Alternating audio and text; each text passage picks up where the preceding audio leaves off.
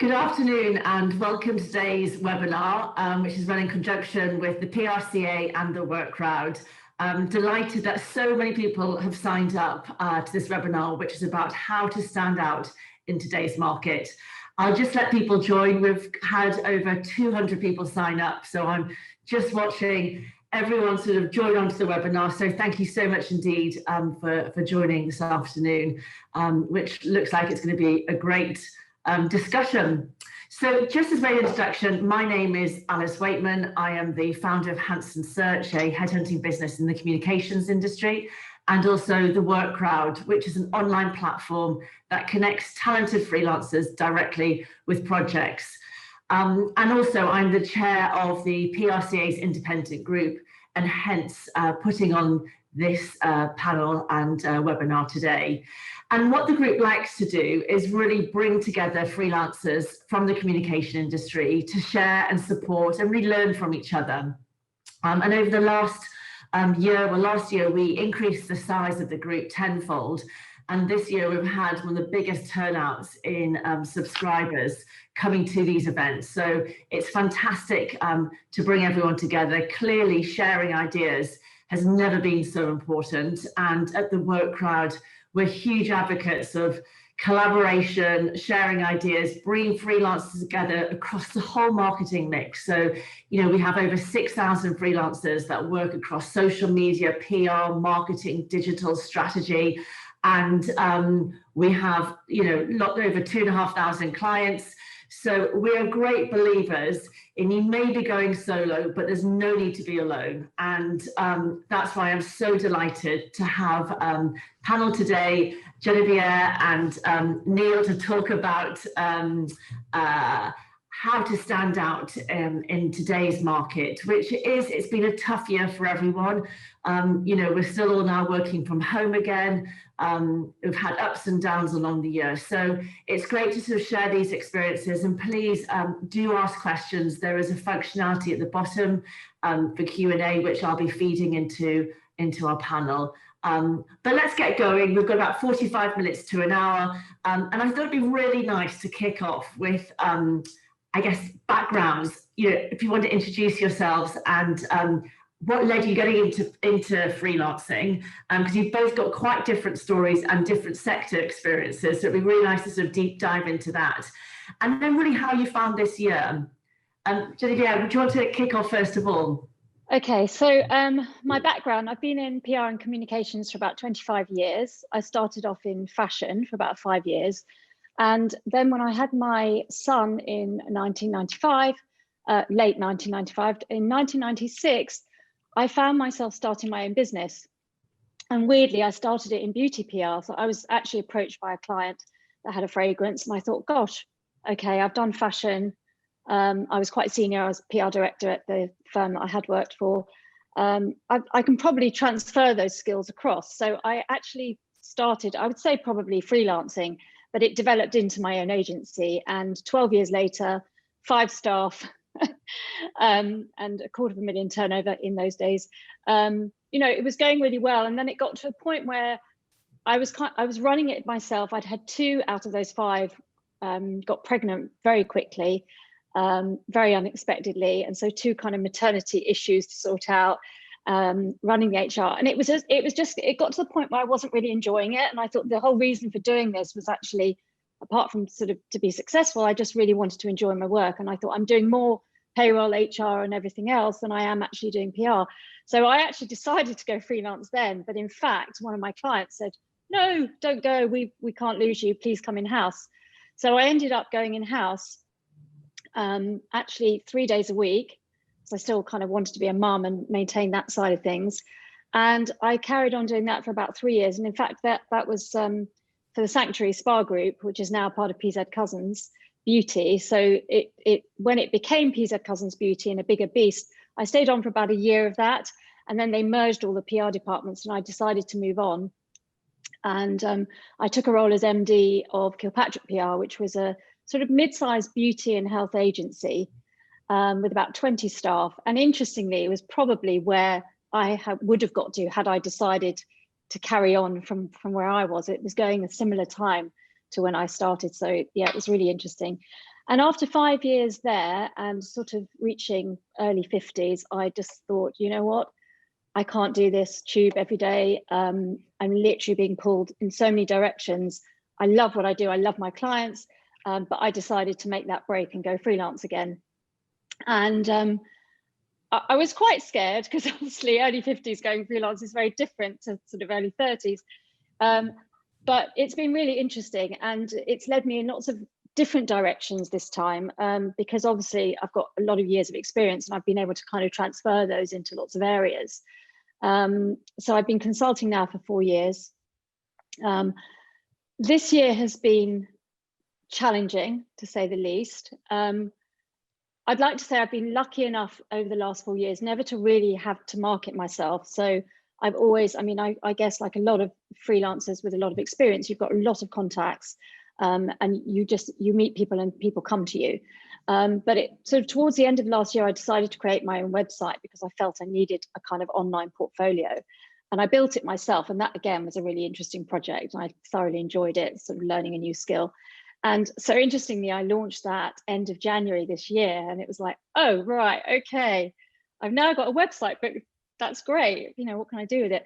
So it has been challenging. But what the website gave me was a voice. So, you know, as we got into March and into lockdown, I immediately wrote a blog on, you know, keep calm and carry on with your PR, because I realized a lot of people are just like halting their PR. Everyone was losing their jobs or being furloughed. And actually PR can still carry on, but it has to be different. And then I wrote another blog a month later on, you know, what to do for your PR right now. So for that one, I actually interviewed press and I interviewed other agencies to bring them on board.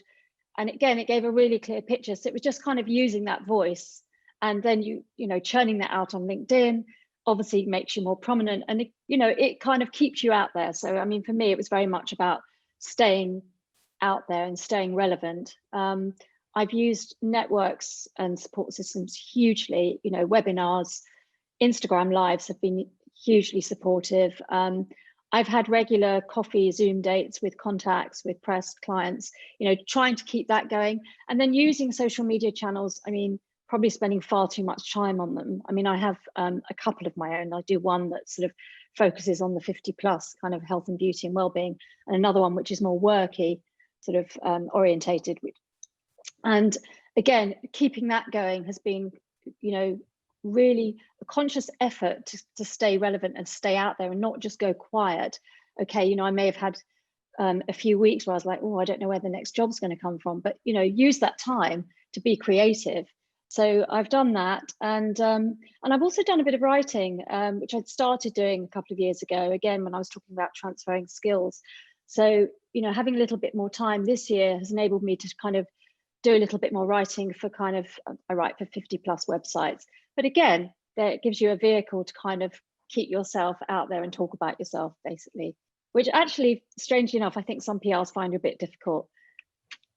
Absolutely, brilliant. Well, thank you for sharing that. What a fantastic story to what led you into freelancing. And I must say, I'm amazed that you're doing 50 plus stuff, because I would never have put you in that age bracket at all. So I'm sure everyone else is thinking that, so I'm going to say it. But late 50s brilliant. as well.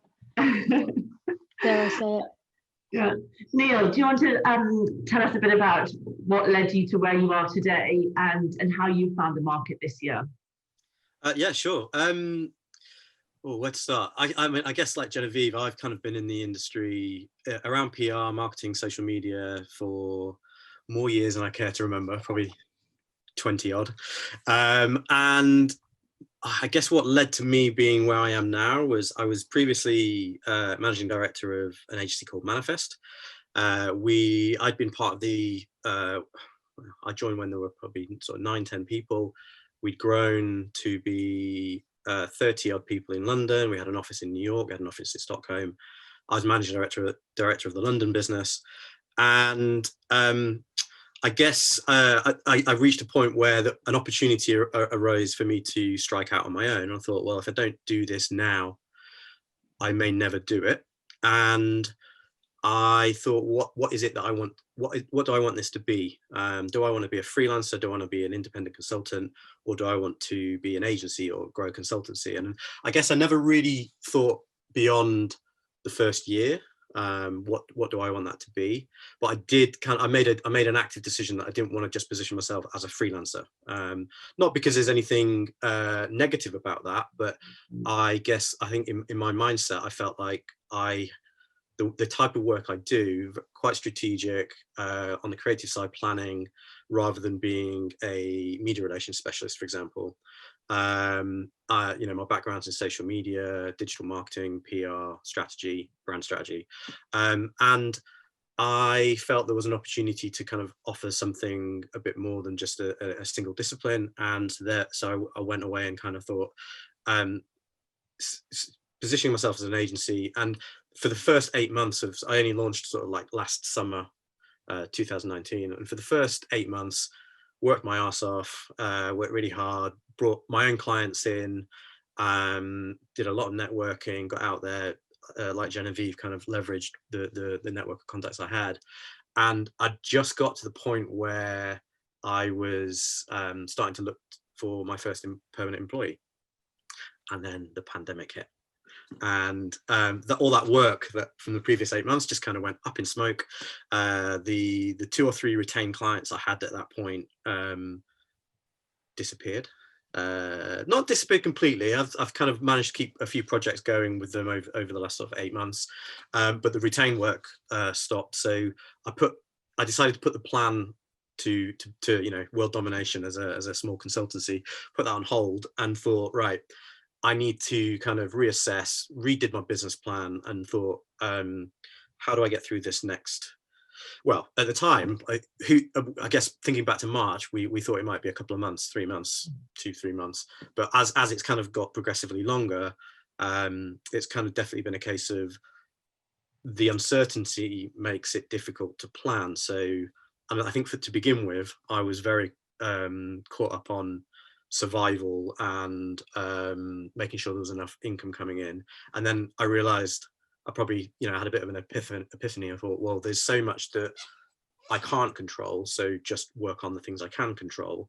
And that was carry on doing what I was doing. For 8 months I'd been out meeting people, networking, creating content, building my LinkedIn profile, doing all those things, and that didn't necessarily have to stop. So carried on doing that. It's definitely been a roller coaster of a 2020, and I'd say I'm now, there's opportunities the market seems to be picking up a bit. There's opportunities coming through, perhaps not to the same extent they were towards the end of last year, but it feels like there's kind of light at the end of the tunnel, even though we've just entered another lockdown. I think I feel more optimistic this time than I did last time, because there seems to be a kind of an end in sight, particularly now that they've just announced a potential vaccine. So we'll see. Absolutely. I mean, the beauty of freelancing is you do have a bit more agility, a bit more flexibility. It's your personal living costs, and sometimes you can sort of scale that up or scale that down accordingly.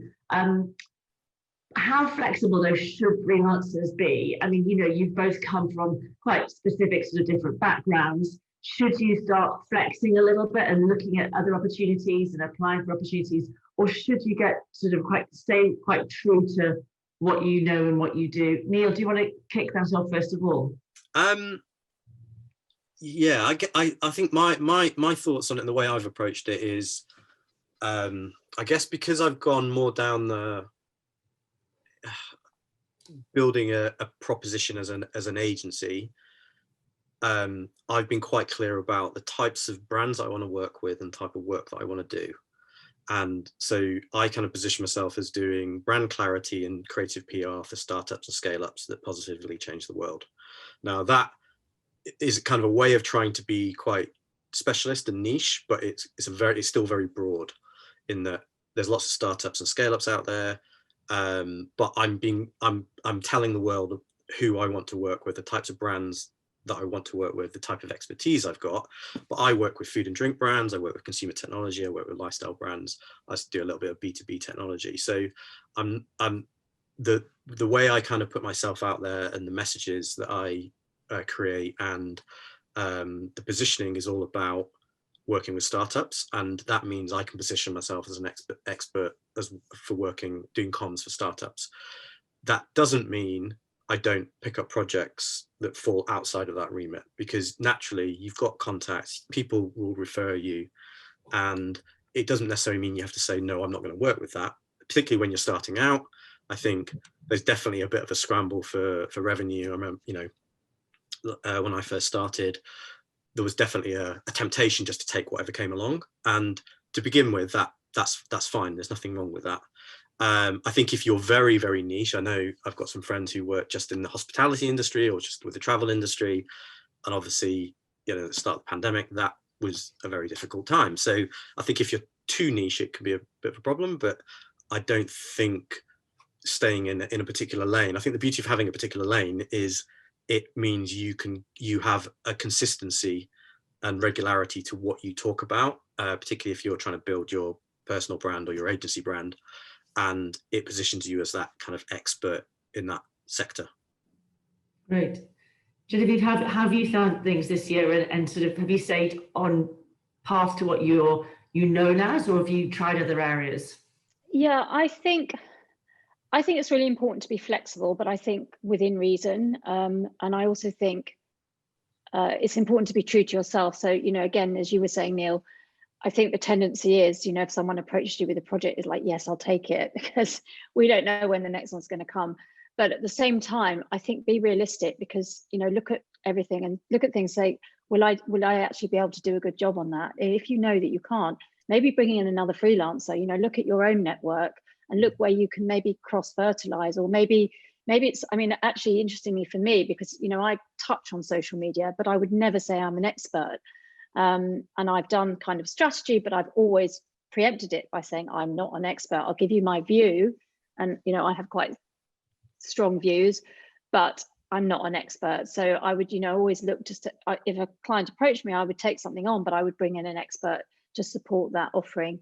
In terms of my own kind of year, I think I've used the time to be a little bit more creative. So I'm not sure I've done, and well, probably the only completely new thing I've done is actually I decided to do complimentary taster sessions or consultations. So I think I launched those in about, I think it was late April. So we were in the kind of the heart of lockdown, maybe beginning of April.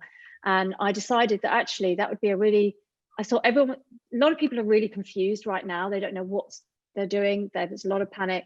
So I offered 30-minute taster sessions. I created a web page to sort of show what they could get and what they could discuss.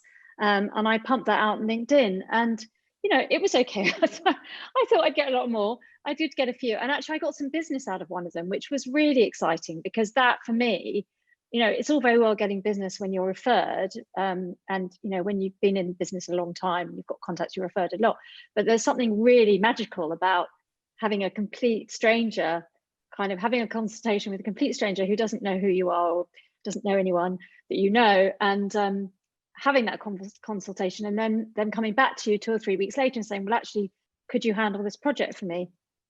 And actually, it was something a little bit different, because it was for a brand owner who didn't understand whether to set up an in-house PR department or to go external. And obviously, with my experience, I could actually break that down for him and go, this is what an in-house would look, this is what a freelancer could look like, and this is what an agency could look like. That's a really hard thing to market to a client. Actually, I can do that. So it was actually quite refreshing that he saw that I was able to do that from our initial consultation. So that was quite exciting. But yeah, so I guess, in terms of flexibility within your means, definitely. And I think it's important, as Neil says, stay true to your brand and what you want to do. But at the same time, if it's something that's slightly off track, that looks interesting and you've got a passion for it and that you think you can do a great job, you never know where that could lead also. So I think definitely be really open-minded. Absolutely. And actually, we're already starting to get some questions coming through, and it leads very nicely onto one question, which is about networking. And I think you've answered a little bit of that already, but how to network effectively and make positive contacts during COVID times. and then converting them into business when you can't network in person. So, although it's great doing these webinars, obviously we used to do them live and then you could network, which is much harder now to do that. So, any top tips of how to make positive contacts that can convert to business? Of course, that example you just given is a great one. Shall I go? I'll go first. Yeah. So that one I think is probably a great one. I think it's really hard to make new contacts in this climate. And also, as you say, when you can't kind of go out and meet people face to face, I think LinkedIn is a brilliant portal. And I think, if you don't use it, I think a lot of us don't use it enough because most of us are too busy most of the time to kind of understand what it can do for you. So they actually do a lot of courses. I haven't actually done one yet. I signed up for one and then I was roped into something else. But actually take that time to do your research and how you can use those platforms, because they're all here to help you. And I think, even on WorkCrowd, for example, there have been a few jobs on there that have come up where I've applied for them, I've written to the client, and I thought, potentially that could be creating new contacts. You may not get the job because you may not have the perfect skills, but if the brand looks interesting to you and you can add value, contact them, because you've got nothing to lose. And I think everyone is a little bit more open-minded. I'd like to hope that everybody's a little bit open-minded with this current climate as to kind of what's out there, and perhaps not going down the traditional routes that they would normally go down in terms of freelancers. Neil, what's your thoughts on networking? I guess my approach to networking is probably less to look at it as networking and just think of it as finding interesting people to either connect with or introduce yourself to. Or LinkedIn's a great platform for finding people who are your target audience, and it's great for not having to be particularly salesy. You don't have to contact someone and go, hey, I'm a PR person and I can help you. The beauty of LinkedIn is people are posting content, they're posting articles, they're posting thoughts about their business, about their day-to-day lives, about their personal lives. You don't necessarily have to go straight in there and talk about the services you can offer. You can follow them, you can ask to connect with them, you can like a comment they've made, you can post a comment and respond with your thoughts. It's an amazing place to just interact with people without being too pushy and too in your face. If you think about a conversation in a room, you just start talking about stuff, your personal life, your journey to that event. You've got an opportunity to kind of do that through LinkedIn, and there's ways you can do that. Part of it is optimizing your own presence and having your profile optimized and creating content and posts yourself. And I think that's why it's important to have that kind of lane that you stick to, because if you talk consistently about 2 or 3 things on a regular basis, you're going to get to be known for that thing. So I think use LinkedIn. I think I found that just by asking to have a chat with people, I think over the last 8 months, I've been surprised by how much people are willing to just have a virtual coffee and a chat, much more than they would be in person, because it's less of a commitment. They don't have to go anywhere. They don't have to even leave their office. You can have a chat for half an hour and then you can go about your business. And I think, coming back to what I was saying at the start about not thinking of it as networking, I'm very much of the view that try and help people.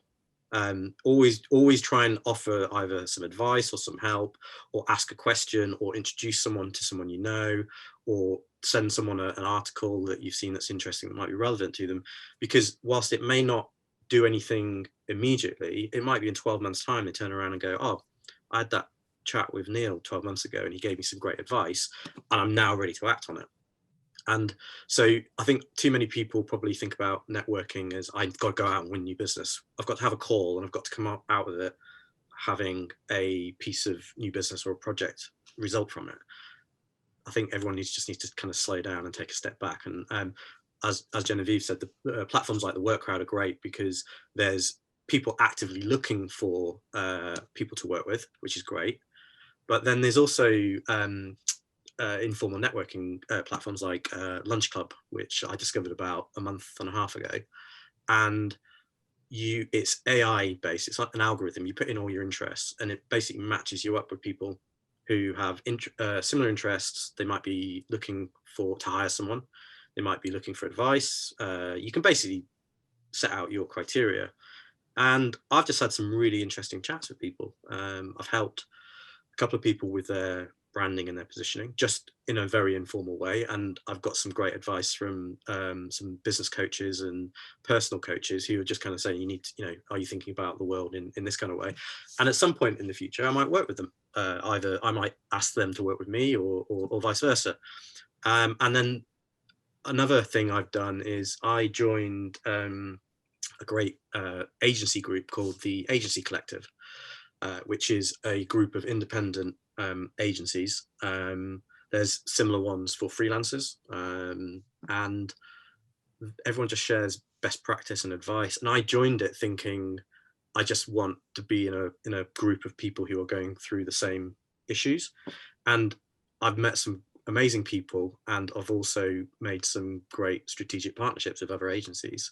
Some are web design agencies who don't do branding and brand strategy, so I'm helping them with that. And I'm not a web development agency. I don't have those skills myself. However, I can speak.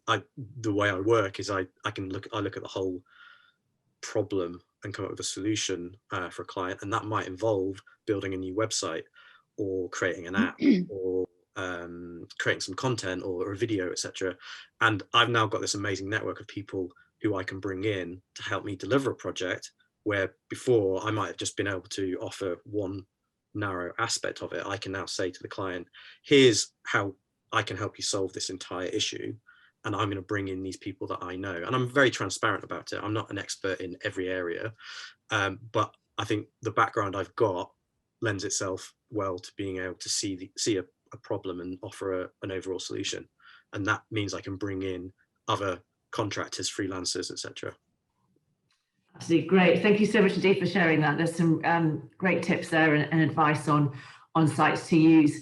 I had a couple of questions around startups. So Neil, you mentioned about working with startups, so I'll sort of point those to you. But from both sides, so what are the characteristics that a startup should be looking for when looking to engage with a freelancer? And also, someone said, but hold on, startups don't have any money.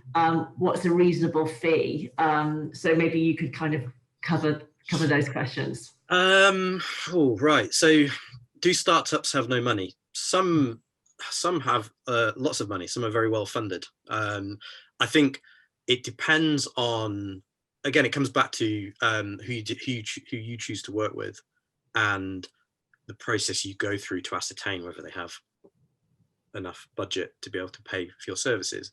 And it also depends on the type of work they're asking for. There's some startups who have been through seed funding, but they're also bigger startups that have been through sort of Series A, etc. So I don't necessarily think that all startups don't have budget. I think there's definitely opportunities there, and I think it kind of depends on the type of businesses you want to work with. I've worked with bootstrapped startups, and yes, there's potentially a risk there that you might not get paid, but I think as long as you're upfront with them and say my payment terms are X or Y, and you perhaps get paid a percentage, or I sometimes ask for 50 or 75% upfront, that kind of mitigates that risk. But then I also work with scaleups who have been around for a number of years and are still growing at 20-30% a year, and they're going through additional funding rounds. So I think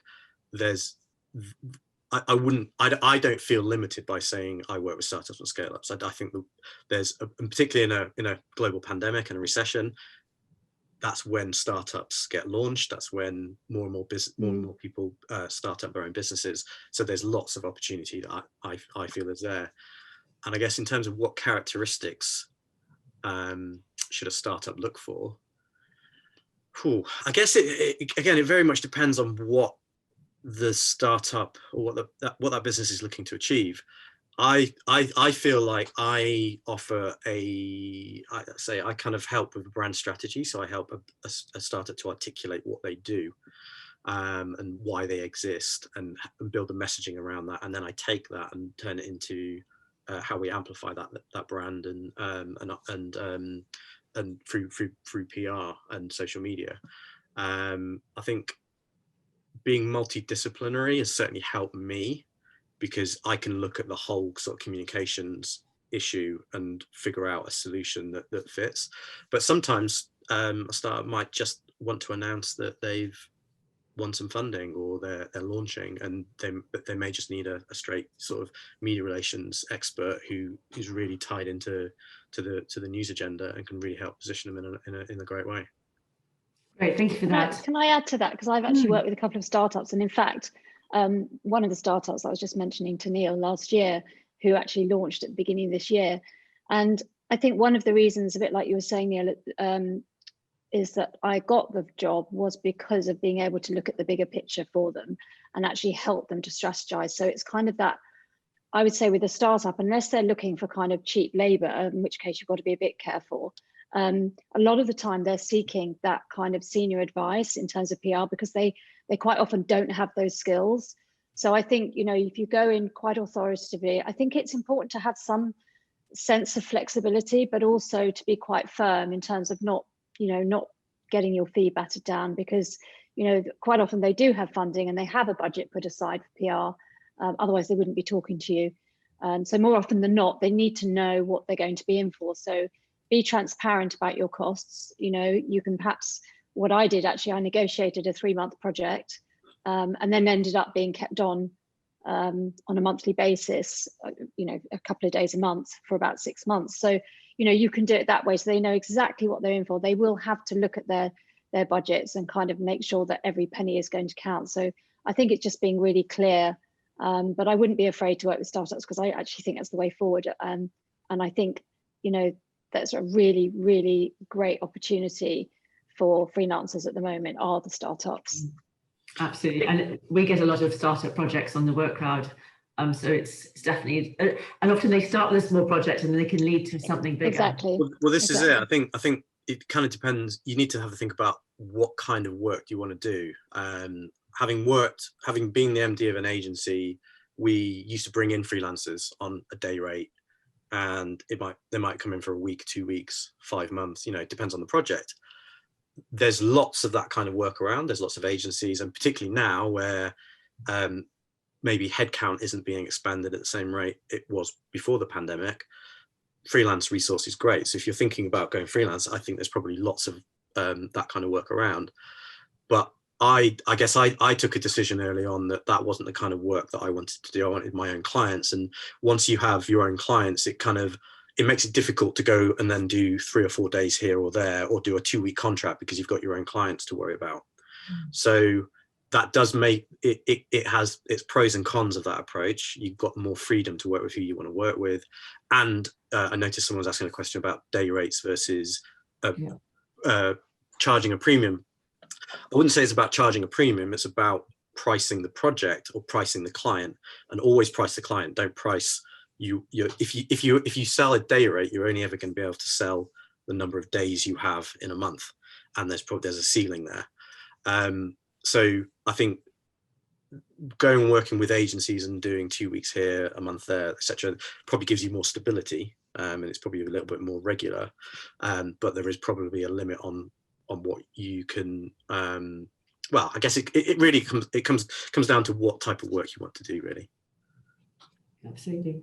And certainly, you know, we try and encourage more project-based pricing rather than day rates for that very reason. I think clients like that because they know what they're going to, you know, they know what they need to put aside. Absolutely. Well, we're getting lots more questions coming through. So quite a few on work-life balance as a parent and juggling being a mum or a dad and looking after children, especially at the moment during the previous lockdown where schools were shut as well. So question on how to balance work-life balance. And I think it's tough as a freelancer where you are winning business, you're doing the job, you are HR, accounts all wrapped up in one. And also, is going on mat leave a major disruptor, especially in other people's eyes and perception? or when coming back, especially when you're coming back into the market, or is it not so bad? I'm happy to help on that. But first of all, work-life balance, how do you get that right? I mean, it's probably very difficult for me because my son's 24. I mean, he's still living at home, but he's working. So we're all working here. So it's more a case of trying to share the space as opposed to kind of being pulled in different directions. I think that one's never easy. And I have really felt for, friends of mine and colleagues who've got younger children have had to do the homeschooling. Thankfully, the schools are still open. I think employers are a little bit more understanding, and I would hope that they are for that kind of thing, but that's probably not something I can add too much. Alex, I don't know if you... Yeah. Sorry, Neil. Yeah. Neil, have you got family, or what's your situation? Yeah, so I've got two young daughters. I've got twin daughters who started school in September. So when lockdown happened in March, September seemed a very long way away because their childcare closed and we had them at home. And obviously I was trying to run a business or grow a business. My wife was working from home, so it created its own challenges, which I'm sure lots of people on this webinar now probably had similar situations. I think actually, because I was working for myself, it gave me greater flexibility, and I was probably less stressed as a result, because it meant I could manage my own time. I could take on the projects I wanted to take on. I knew the level of what's the word, capacity that I could, mental capacity as well as just kind of resource to be able to have two young daughters at home who needed my attention, and being able to deliver the work that I was delivering. I think actually, in hindsight, thinking positively about the pandemic, if I'd managed to retain all the clients I had at the beginning of the pandemic, I probably would have gone insane quite quickly, because I was already working a lot, and then having kids at home and the distractions that they bring, I don't think I would have been able to manage. So I think losing some of the revenue there was probably actually a good thing in that situation. But work-life balance, one of the reasons to work for myself was to have that flexibility. And yes, the pandemic wasn't kind of built into that plan, but I did want to be in a position where I could take my kids to school and pick them up, or take a day off here and there. But the beauty of it is I can manage my time. I can work into the evening if I want to, take the day off. I can, and vice versa. I can get up early, do a couple of hours before they go to school, take them to school. So I think it is difficult when you're out on your own to kind of get that right, because you do have to do everything yourself. You go from having, or I went from having a big team around me of people where I had to do, I was running the agency, and I'd stepped away from doing a lot of the client work. But what this has meant is I can step back to doing what I love, which is the client work, but I'm also doing my own marketing. I'm doing my own profile building. I'm delivering the work. I'm doing my own invoicing. So there is a lot of challenges to overcome, but I think you need to have it. I think my piece of advice would be to think about what you want to get out of working for yourself, and stick to that. If you want more free time, you can absolutely ensure you have that free time. I think it just comes down to the type of work you take on and how you go about delivering it. Absolutely. I mean, I'm a great believer. I don't think you ever get a balance. I think it's always a bit like that, and you have to be able to be comfortable with that and not get stressed about it. You know what I mean? And actually accept that sometimes there's going to be more work on, or sometimes your kids need you more, and it's exactly. making That's the beauty of freelance. Yeah. Can I answer the maternity question? Yeah. Because I think it's a really interesting one, and it's quite sad that it has to be asked in a way, isn't it? Absolutely, you should take your maternity leave, and it shouldn't make you any less relevant, and it really shouldn't affect your job. I mean, that's how it's supposed to be. I think, if you're concerned, I mean, actually, probably interestingly, that's why I left my job when I was pregnant, because I realized it wasn't going to be accommodating to me in the way that I wanted it to be, in terms of sort of going back or having the amount of time off. So, but I think it's, the way to do it is to look at the culture of the company, look at other people that have gone off on maternity leave. Have they come back to the same roles? Have they all mysteriously disappeared and left? That's a bit strange. Maybe contact them and ask them why. But I think, you personally, for me, it's family first. And, my career is really important. But, if you're having a child, you're having a child for a reason. And, you've got to decide what's best for your own mental state as well. You don't want to be worrying about your work when you've just had a baby, or whether the company is going to kind of sideline you. So I think again, that's kind of probably really important to look at the culture that you're working in. Absolutely. Just also from a recruitment perspective, I think businesses are much more flexible now, and they're really focused on hiring top female talent. So, I've seen it definitely change in the 20 years that I've been recruiting. Someone's asked about Instagram and having a personal profile to promote themselves. Do you think it's worthwhile? Is this something that you would recommend? This individual has just been made redundant post, and so is looking to freelance now. And would that help in terms of raising the profile? Well, yes and no. I guess it depends on where you think your target clients might be. If they're likely to be on Instagram, then yeah, absolutely build a presence on Instagram. If you think they're likely to be on LinkedIn, then build a presence on LinkedIn. If they're on both, then I think consistency across both. The way I've kind of approached it is, although I've got the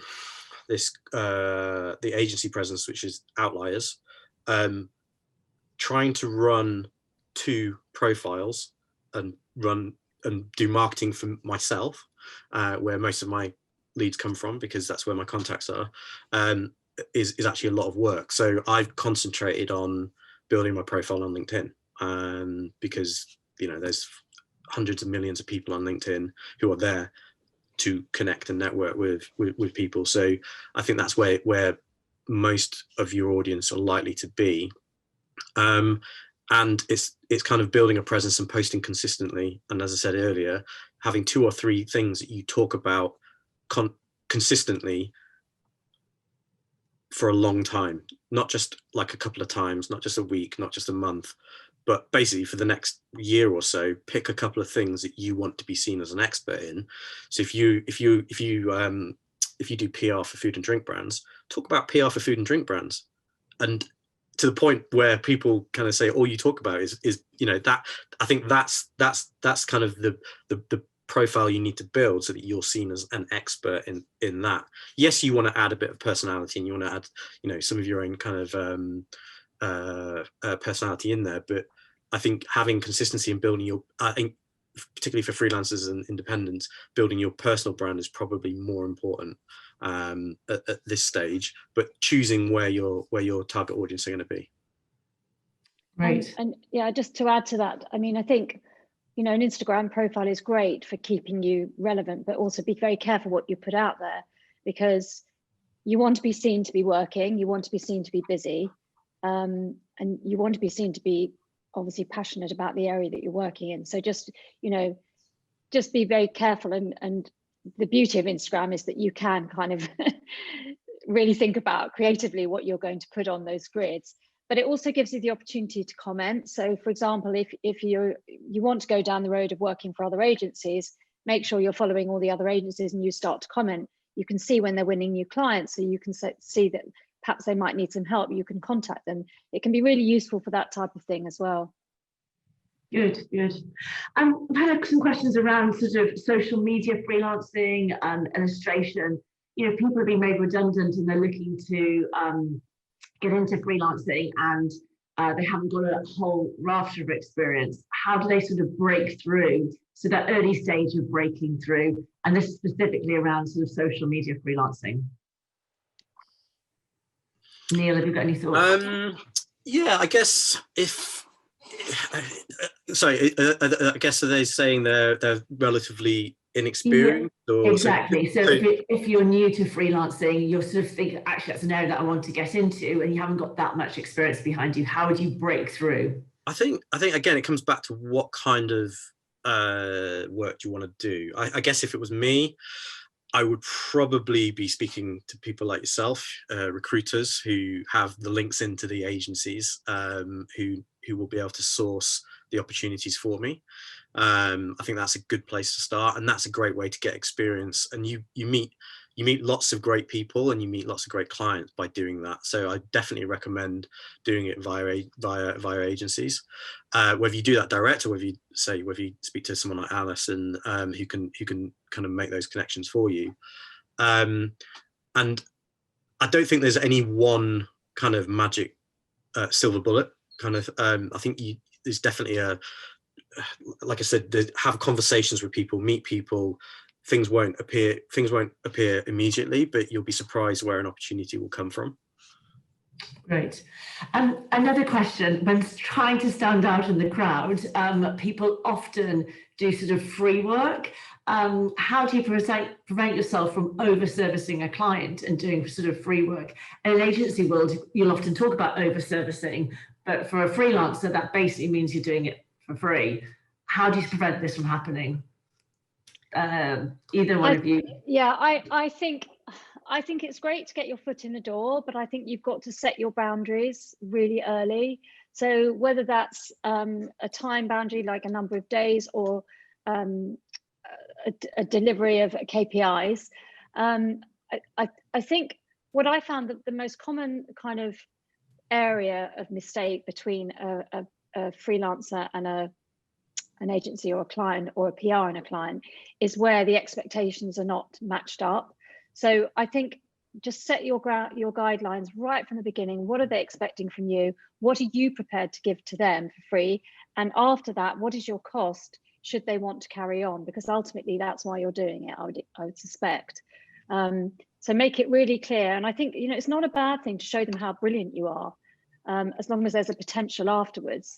And okay, it may not be straight afterwards. It could be 6 months down the line, or it could be that they could recommend you or refer you, or it could be a passion project. It could be, but I think just basically set your guidelines at the beginning. Yeah, I think again, coming from the agency world, setting a clear scope of work, and agreeing that at the start is a good way to avoid working for free.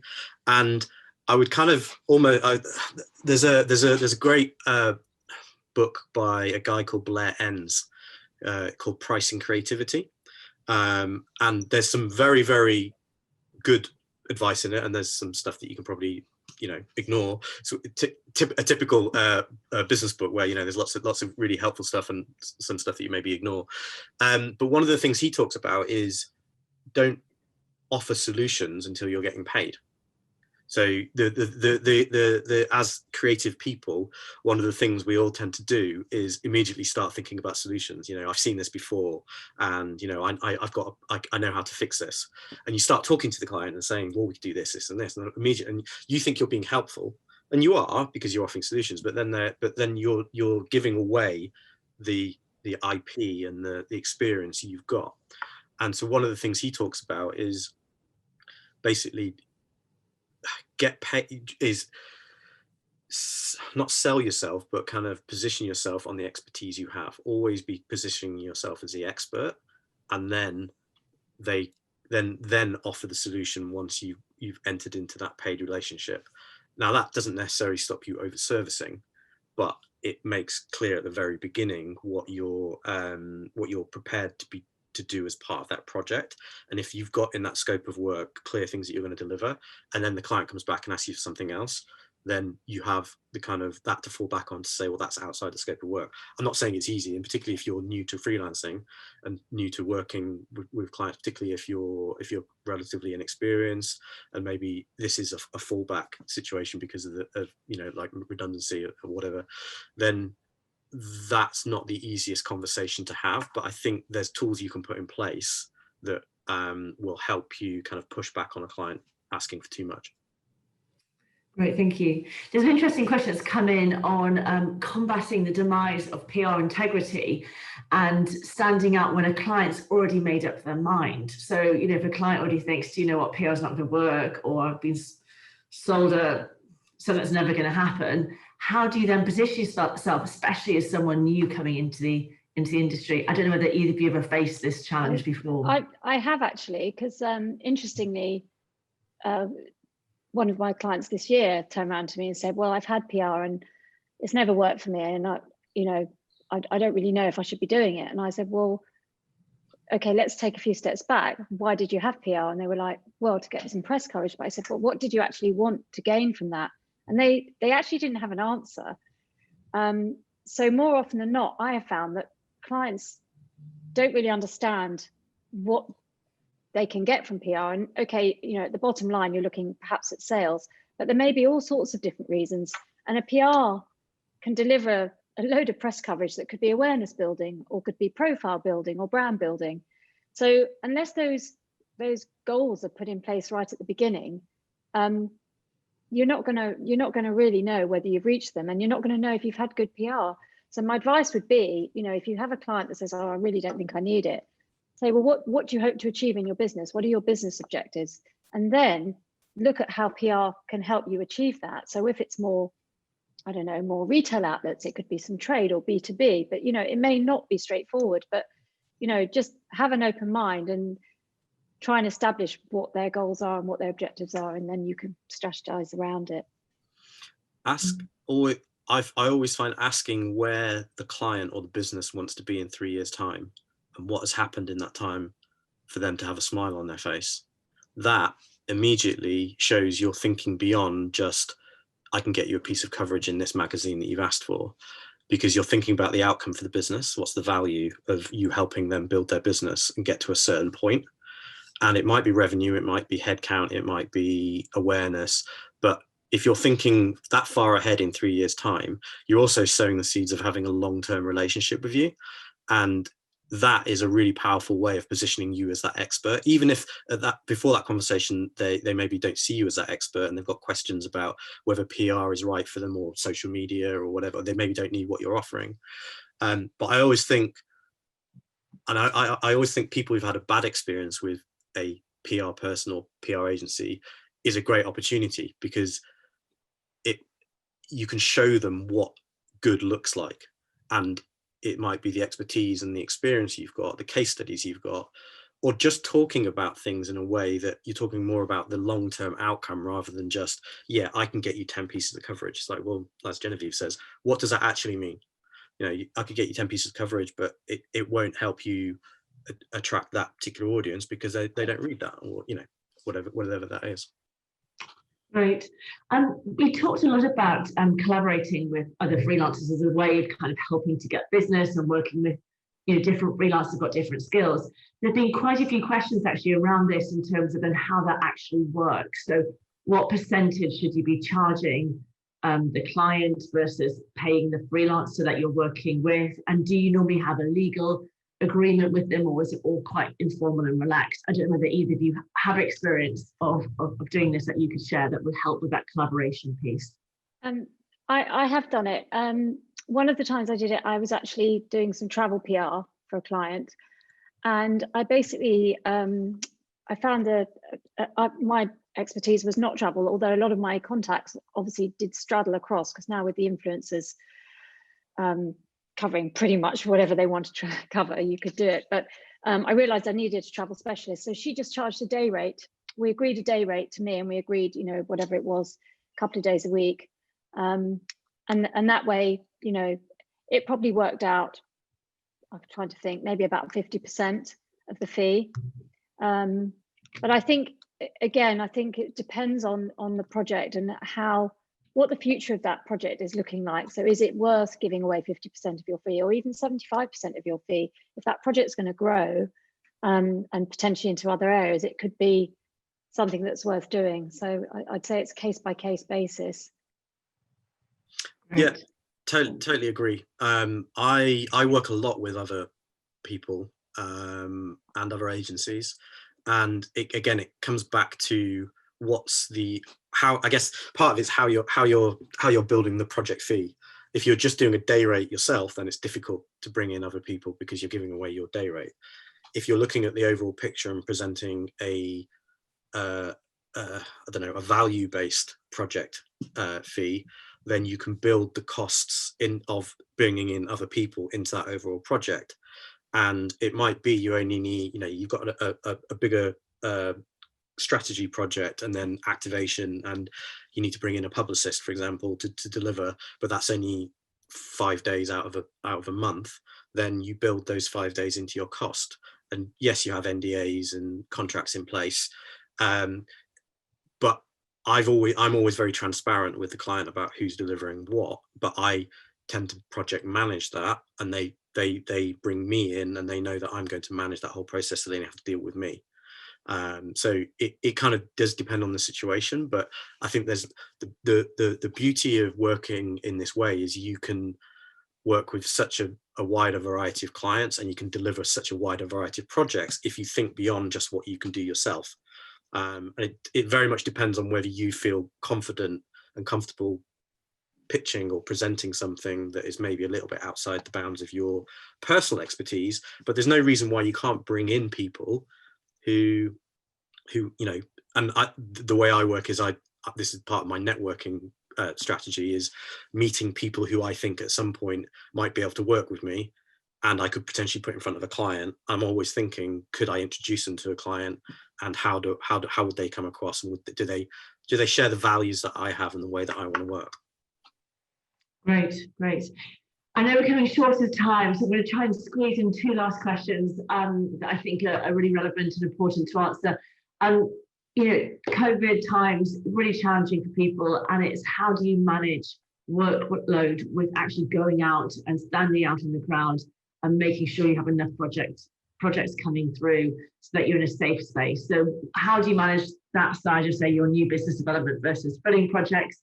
And then the last question, what's your one thing that you'd recommend to stand out from your competitors that you feel your clients have really truly appreciated and working with you on that? So what's the one thing? Why should your clients want to work with a freelancer? What would make you stand out?